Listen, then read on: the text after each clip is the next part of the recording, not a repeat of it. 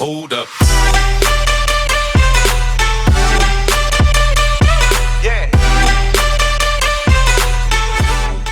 Hello boys and girls, we are back again finally. Apologies if I've been away for over a week. I've been busy with studies and that. Just haven't really had enough time to sort of upload my videos and that, etc. However, we are back to do our Premier League score predictions week 9. The Premier League is officially back after a very long and quite controversial international break.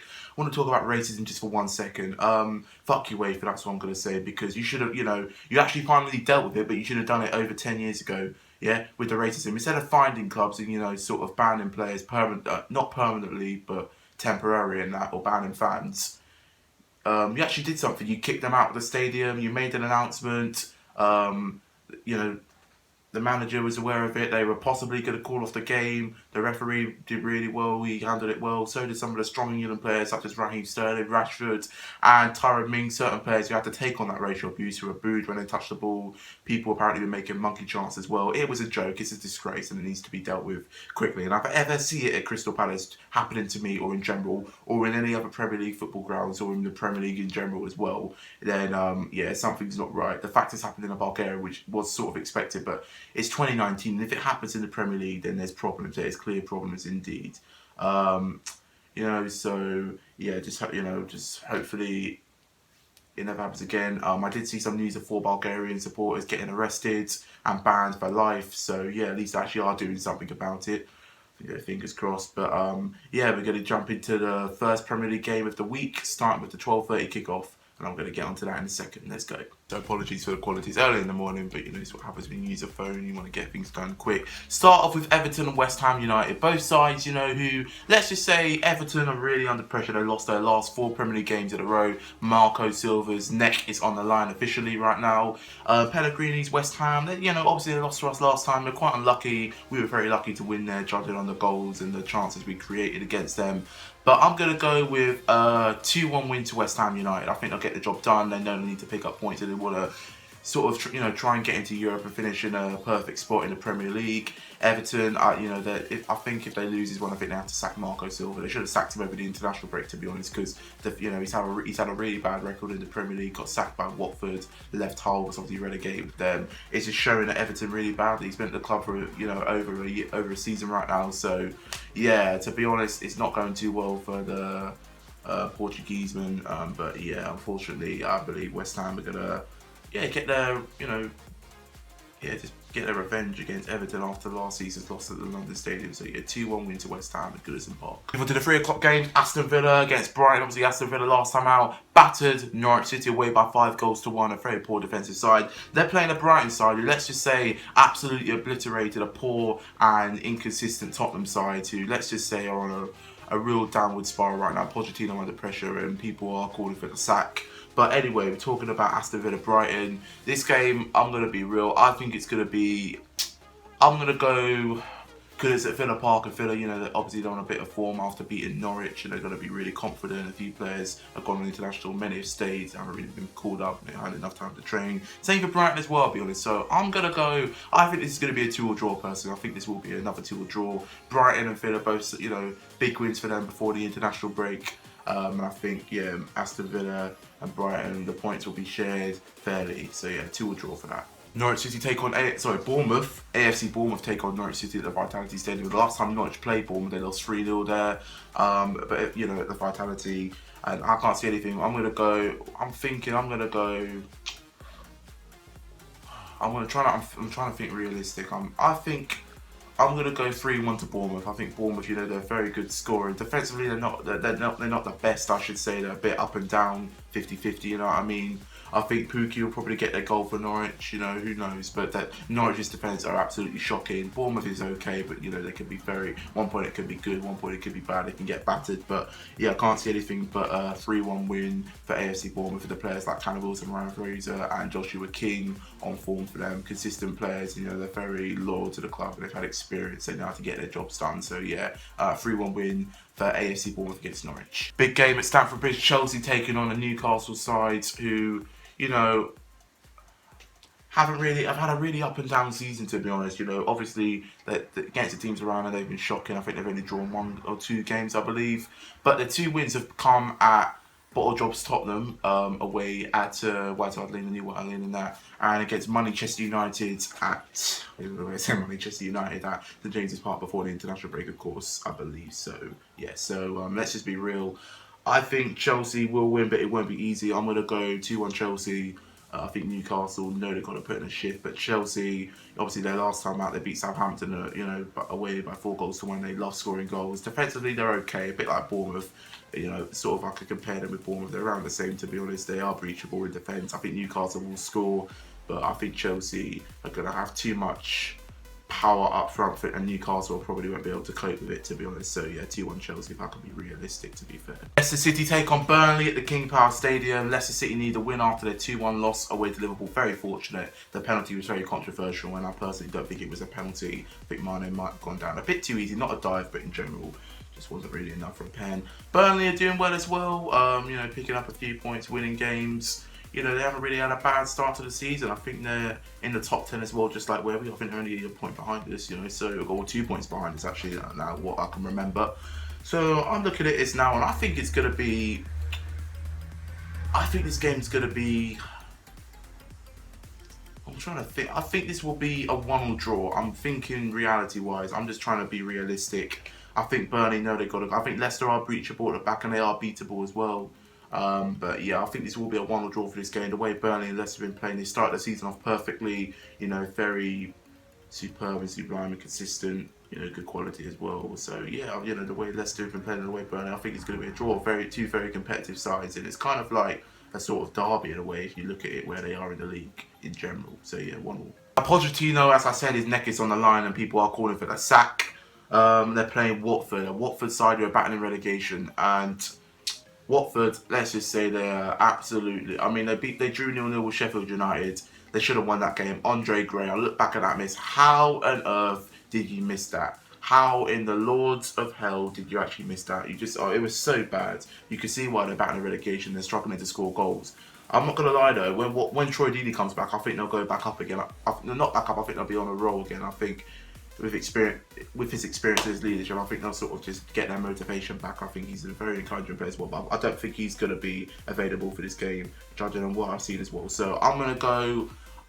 I think Tottenham will win it, but it's not going to be easy. I'm going to go 1-0 Tottenham. It's going to be a 1-0 Tottenham. I think they know they've got to give... Pochettino, they've got to give it all back to their fans, the players. Know what I don't even know what's going on at Tottenham, but Pochettino did come out and say a day ago that they're not going to spend any money in January. I see he has full faith in his players and he believes that they can turn it around. So yeah, hopefully they'll be able to do that. I'm not saying hopefully, who knows if they'll be able to do it against Watford. I think they need to, and I can just see that happening, to be honest. Wolverhampton Wanderers take on a relegation-prone Southampton side, and I think Wolves are going to beat them by 2-0. Southampton have been really poor, got beaten 4-1 by Chelsea. They should have done better. They're struggling to score goals. They haven't won a home game yet at all this season. It's not looking good for them. I think Wolverhampton are on the roll. Beat Watford 2-0 and then beat Watford 2-0 a couple of games back, and then last time out before the international break they went away to Man City, played them off the park, dominated the game and won it 2-0. And yeah, I'm going to get onto Man City in a second because I think a lot of people know who Man City are playing next. Anyway, moving on.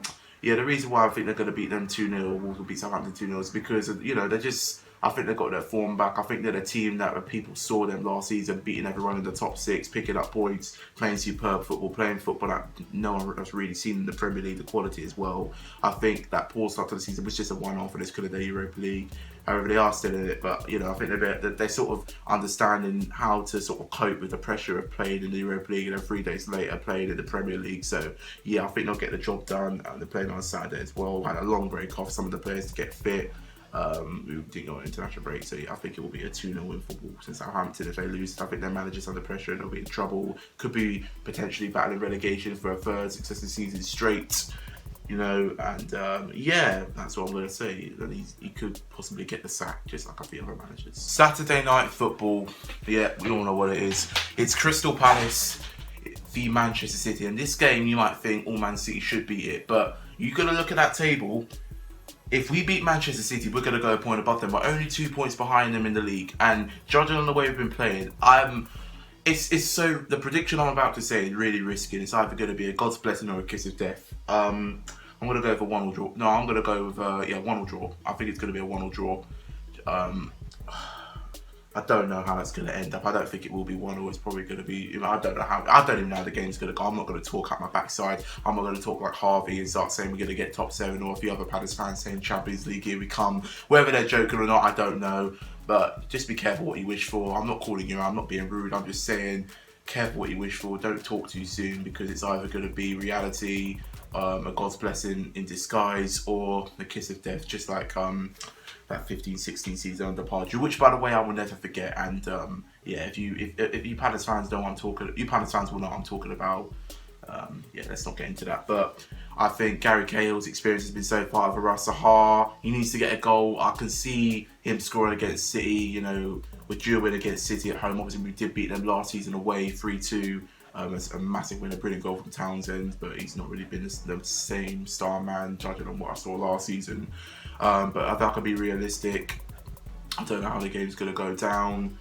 I think if we defend well and, you know, keep it 0-0 with about 10 minutes to go, just consistently, you know, dominate them and have a few chances, then I could see us, you know, causing them a few problems, especially at the back. They've only got one defender. They're playing Fernandinho as a centre-back, for God's sake. He's a midfielder. So what does that tell you? They've only got Otamendi. John Stones, to the doubt, Laporte is still out till February. So, yeah, not looking too good. And if they lose that, they'll not only be 1 point behind us in the league, we'll go above them obviously, but they'll be about 11 points behind Liverpool if they beat Man United on Sunday, which they should do. I'm going to get onto that in a second. So yeah, my prediction, which is risky, is a 1-1 draw at Selhurst Park between Crystal Palace and Man City. And by the way, the vlog will be out tomorrow. I've got a guest, a special guest with me as well as a Palace fan as well. We're going to get into that tomorrow. See you around. And when I say see you around, I mean see you around for the next prediction. We've got Manchester United v Liverpool, and let's just say the injury list is phenomenal. Luke Shaw's out, Wan-Bissaka's out, David De Gea's out, Pogba's out, Martial is out, Lingard's out. The list goes on and on. Dalot's out. Jones is out, Bailly's out with a knee injury, and he's not going to be back for a long time. So yeah, they're potentially screwed. When you've got the likes of Fred and McTominay in midfield, who let's just say aren't the best, and especially Fred, 52 mil, and that's, yeah, let's be real. He's just not. It's not looking good. They're an average side, and I think we'll finish above them this season. I'm confident. If we don't, with the team they have and the way they're played, and them saying they're not going to spend any money in January, yeah, that's not looking too good. So who knows what's going to happen? Maybe I'm talking too soon. But yeah, one of my mates told me to predict it. I'm not going to predict his actual prediction. I'm just going to sort of, I think Liverpool are going to beat Man United by 3-0. Yeah, I was going to say 4, but I can't see that happening. I think it's going to be 3-0 for Liverpool, Old Trafford. It's a very, very competitive game, the history in that, but I'm looking at this. You've got an average mid-table side at home against a title contender, well, a potential side who are probably going to win the title, you know, if we do our job against City, if you know what I'm on about. So yeah, my prediction for this game, I've gone 3-0. I think Salah will score, Firmino will score, Mane, the front three will just be all over them, to be honest. Defensively, they look so screwed. If they do not beat this United side, like what Arsenal failed to do a couple matches back, then there's clear problems. There is clear problems indeed. You know what I mean? You're not going to win the title if you don't beat this Man United side with their star players. Without their star players, yeah, there's problems, there's issues. So yeah, Liverpool should win, and I'm going to go 3-0, like I said. So yeah, if United, by the way, loses, I think Solskjaer will get sacked, because it's not on. It's not on. Although he's trying to do the best of what he's got, to be fair. So who knows? The money is there, like you said. So yeah, whether they're going to spend it or use it as a benefit, God knows, God knows. The last game of the week, Monday Night Football. Sheffield United take on the Gunners, Arsenal. Now, this is going to be a difficult game, not just for Sheffield United, but for Arsenal as well. Sheffield United, of course, haven't lost an away game yet. They've lost a couple at home against teams around them, such as Southampton and Leicester. That's what they've lost, to be honest. Arsenal have only lost one game, that's away to Liverpool. Their away record hasn't been the best. They've drawn too many games. However, they're still third. I think they're third or fourth in the league. They're in the top 4. They've been doing all right. Their aim is to get Champions League and maybe win a bit of silverware, like the FA Cup or the League Cup and that, etc. They've got a very good second team as well. The youngsters like Reece Nelson, Gabriel Martinelli, Joe Willock, and a few other players as well. Even Martinez. He's not really young, but you know, he's in their second team. That's of course for the Europa League, and it's a pleasure to watch it. You know what I mean? They're a very good side. This Arsenal side, I think Granit Xhaka has been playing really well for them since he got his captain. Since he became the new captain for Arsenal, he's been putting in a few good shifts. I think they need to sort of play a little better than they did against Bournemouth, rather than holding on to a 1-0 lead. I mean, that's the way they used to do it. But I'm gonna go 2-0 Arsenal. I think they will get a clean sheet. I think they've improved defensively. I think if Tierney and Bellerin get in there, I don't think their wing backs such as Maitland-Niles and Kolasinac are simply good enough for certain games in the Premier League, maybe Europa League, but who knows. Even Maitland-Niles, did say he was not a defender, so what does that tell you? But 2-0 win for Arsenal. I think Aubameyang will get one, and I think Aubameyang will get both the goals. I don't think Lacazette is fully fit to start. He'll probably be on the bench for the Gunners, but let's be real, they're a very good side, a very underrated side this season. I generally think they will get top 4, judging on the way they've been playing and judging on the way Spurs and Man United are performing. But be careful, Arsenal. If we beat Man City, us boys, we're coming for you. That's what I'm going to say. And that's the end of the video. So, yeah, like, share, subscribe, Instagram, Twitter, and Snapchat links, all which below, my email for business inquiries and that, etc. Next video will be my Man City vlog, which will be out tomorrow or Sunday, depending, you know, what time I get back home. Yeah, so of course a late kickoff. It's a 5 a.m. kickoff. God knows what I'm going to do after the game. If we lose, then, you know, I might be a bit depressed. If we win, I might be a bit motivated to try and get up as quickly. Maybe around 11 o'clock it could be up, or even midnight, or even Sunday morning. That's more as a 50-50, to be honest, half and half, you know. Yeah, as I said, I've got a special guest. I'm not going to say his name. I'll introduce him in the video tomorrow. He's a Palace fan as well. And hopefully you enjoy that. Hopefully you like my game week predictions. It's getting better. The views are popping up. A lot of people seem to be liking them. So I'm just going to continue doing it throughout the whole season, you know. And Procons videos will be returning back hopefully soon after the Man City vlog. So yeah, I'll give you that handy. So yeah, see you then. Peace. Come on, you Palace.